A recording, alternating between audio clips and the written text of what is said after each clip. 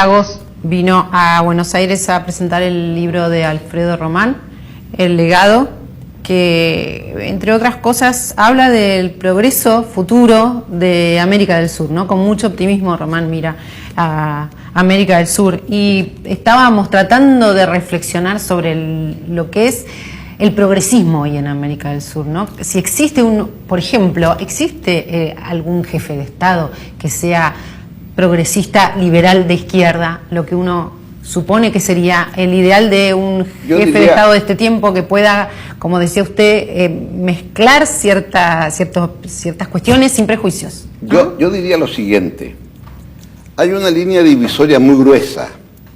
Aquellos que piensan que mayoritariamente los temas de la sociedad los va a resolver el mercado, y por lo tanto no hay espacio para la política muy grande, salvo permitir que el mercado funcione y funcione bien. Otros pensamos que en verdad hay un conjunto de temas que son demasiado serios para que los resuelva el mercado, porque cuando los resuelve el mercado, los resuelven los consumidores. Es cierto, consumidores somos todos, pero unos son más importantes que otros dependiendo del tamaño del bolsillo. En cambio, cuando usted dice educación obligatoria, 4 años, 5 años, 8 años o 12 años, es una decisión que tomó un parlamento. Nos pareció demasiado importante decir que lo resuelve el mercado. Entonces, ¿qué cosas son las que debe resolver el mercado y cuáles los ciudadanos? Porque a diferencia con los consumidores, ciudadanos somos todos, pero ciudadanos todos valemos un voto. Entonces, yo lo que quisiera decir es esto: la ciudadanía, en democracia, los ciudadanos van definiendo qué bienes deben ser bienes públicos, al alcance de todos. Y si alguien no tiene cómo tener un bien público, el Estado debe proveer los medios. Ahora, este es un concepto dinámico. A medida que el país crece, los ciudadanos demandan más. Estoy muy orgulloso inaugurando un nuevo hospital. Y cuento las maravillas del hospital, por supuesto. Y cuando termina la actividad formal, se me acerca un señor y me dice: presidente, agradezca que no lo interrumpí. ¿Por qué? Le digo, ¿qué clase de hospital es este? No tiene escáner. Bueno, los presidentes tenemos una ventaja, que miramos para atrás y un ministro, cuando la pregunta es difícil, la responde. Entonces el ministro me dice: presidente, que 50 kilómetros más allá, en tal ciudad, hay un hospital y ese tiene escáner. No se justificaba un escáner aquí. Le digo, ¿escuchó? Le digo. Ah, no, perdóneme, presidente. Yo no acepto hoy, en Chile, un hospital que no tenga escáner. Bueno, ese señor entendía, ¿verdad?, que tener un escáner era parte de un bien público que debía estar dotado un hospital. Él no tenía por qué caminar 50 kilómetros al otro hospital. Ese señor lo que me estaba diciendo, yo como ciudadano exijo, porque yo no le podía decir, vaya a la clínica privada que debe haber aquí y ahí seguro que va a haber escáner, ¿verdad? No, él entendía. Bueno, esta yo creo que es una línea divisoria muy importante.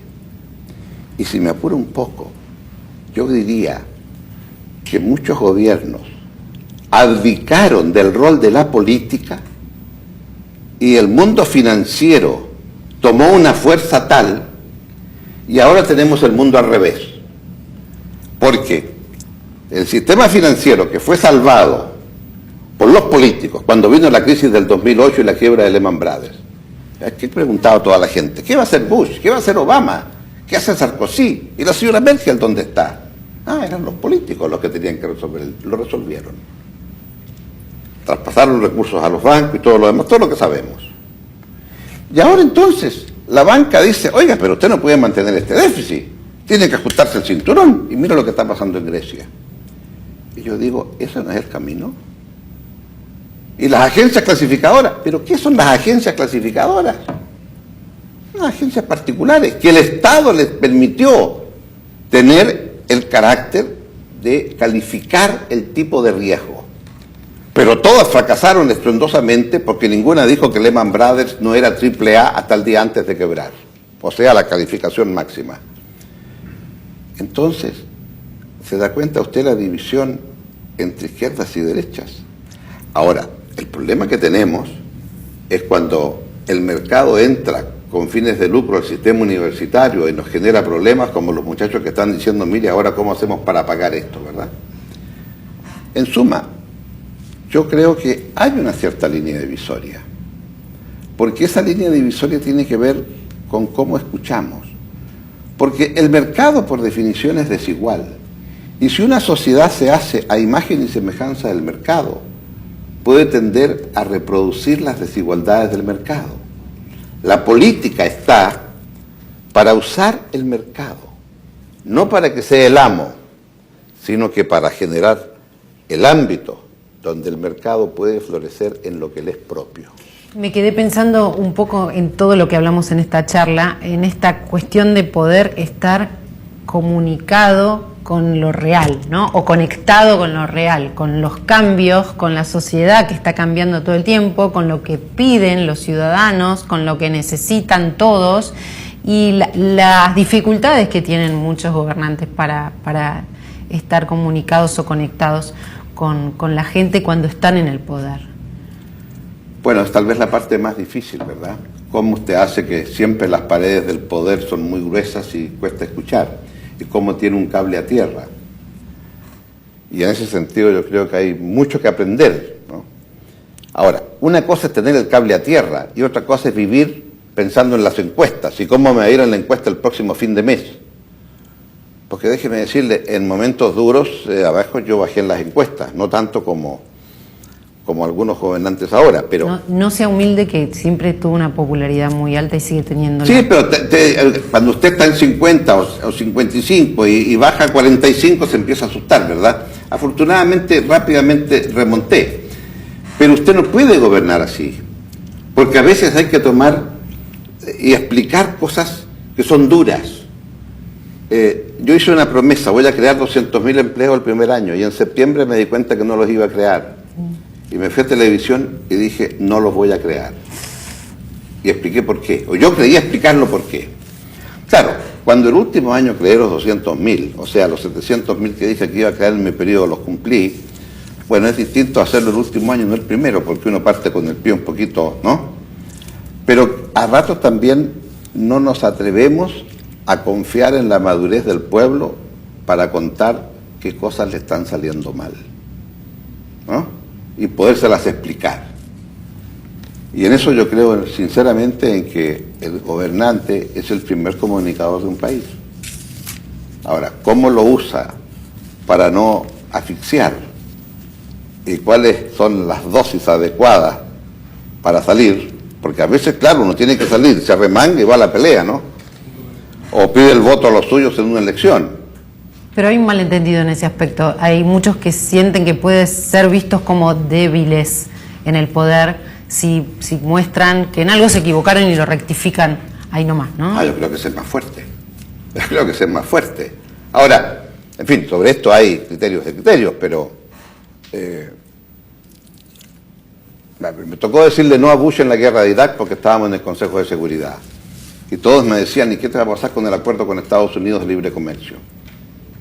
Bueno, yo traté de explicarle al país que para un país pequeño en el mundo lo importante es tener reglas.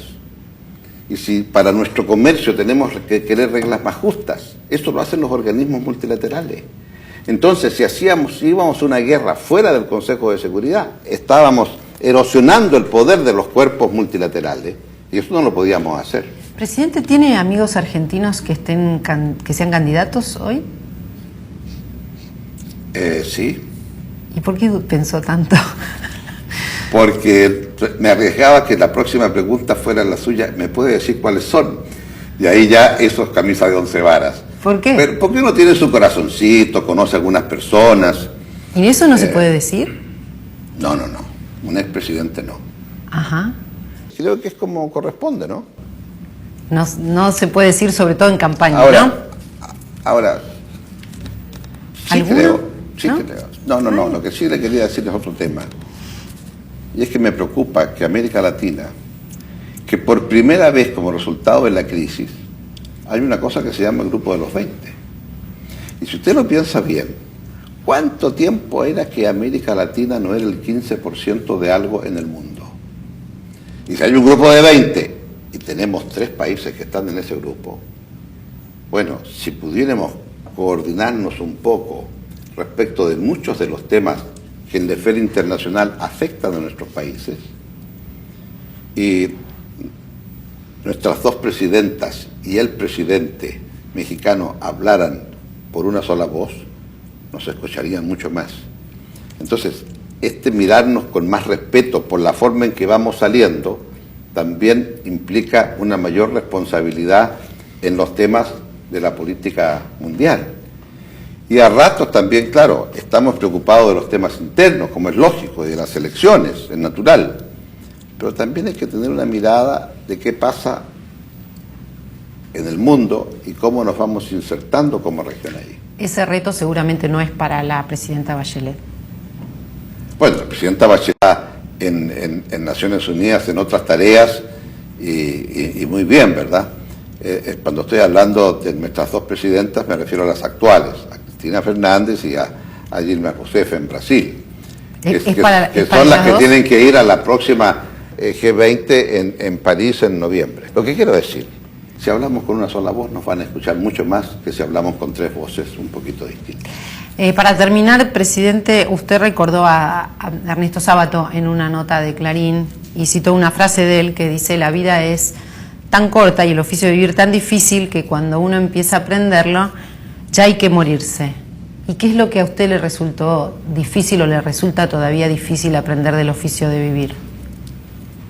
Que a medida que pasan los años, como dice Alfonso Guerra, que fue vicepresidente en tiempos de Felipe González, en su biografía, se titula Cuando el tiempo nos alcanza. Encontré que era un título precioso. Cuando usted tiene 20 años, el tiempo es infinito. Entre marzo y diciembre nos parecía una eternidad llegar a fin de año y pasar de curso. Ahora ya estamos en la época cuando el tiempo nos alcanza. Es decir, los años pasan más rápido porque cada vez percibimos que lo que nos va quedando es más corto, no sabemos cuánto, claro está, que es lo que tiene de bella la vida y de vivirla intensamente. Pero, sin duda alguna, que lo más difícil es adaptarse a que el tiempo lo va alcanzando. Y entonces a lo mejor hay más urgencias, a lo mejor hay más necesidad de transmitir, a lo mejor hay más necesidad de seguir viviendo con mayor intensidad la vida para que al final poder decir, como dijo Neruda, confieso que he vivido. Si usted quiere volver a ver el programa, www.tn.com.ar. Muchas gracias, presidente, por habernos dedicado su tiempo. Gracias a usted por esta invitación.